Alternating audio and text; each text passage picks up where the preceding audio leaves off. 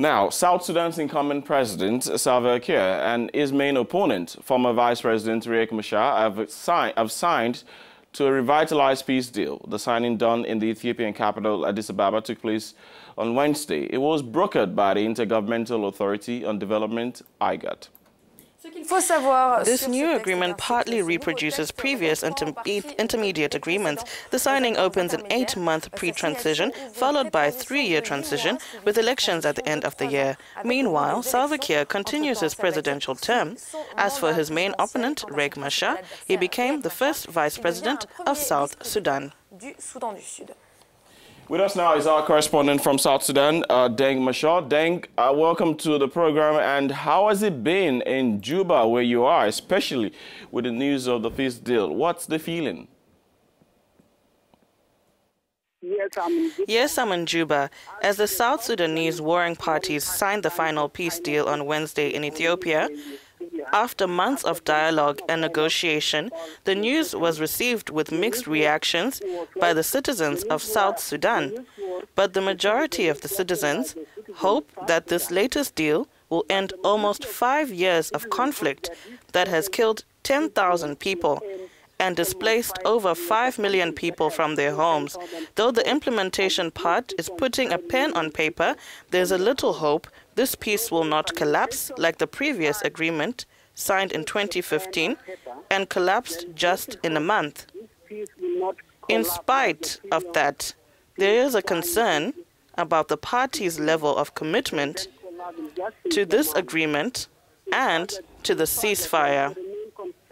About the parties' level of commitment to this agreement and to the ceasefire.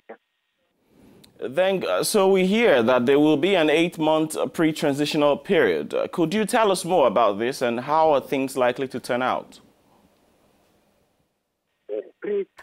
A pre-transitional period of 8 months shall come into force within 2 weeks of signing the revitalized agreement.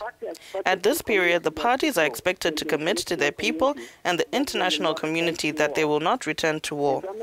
Government spokesperson Michael Makwe said that his government from now onwards will start the implementation process. Before the transitional period commences, the bodyguards of the presidents shall be trained. Afterwards, Dr. Machar and other leaders will come to Juba in May to take their positions and should be immediately followed by formation of the Chonu that will serve for 3 years until the elections will be held in 60 days before the end of the transitional government. Riek, all of this really does sound detailed and well laid out. Let us now talk about human rights. The Human Rights Watch had called for the release of other government critics jailed by the intelligence services, including Peter Abiy. Does the government appear ready to take heed of this call? It is not really. The government still pay a deaf ear on this issue. Despite the president amnesty and the latest peace deal that aimed to open a new page for reconciliation and forgiveness, there are more than 5 critics under detention in South Sudan without charges. Those are Peter Abiy, Dong Samuel Luak, Agre Idri, James Gadek, and former spokesperson for Riek Machar and young entrepreneur Kabino War. They were detained for challenges President Kiir's administration, but none of them was released despite the mounted pressure from the rights groups. However, rights groups are still calling for President Kiir to include them in this latest amnesty so that they should be released, in line with a new page for the peace in the country. Analysts said if this amnesty means for peace, then President should immediately release without conditions.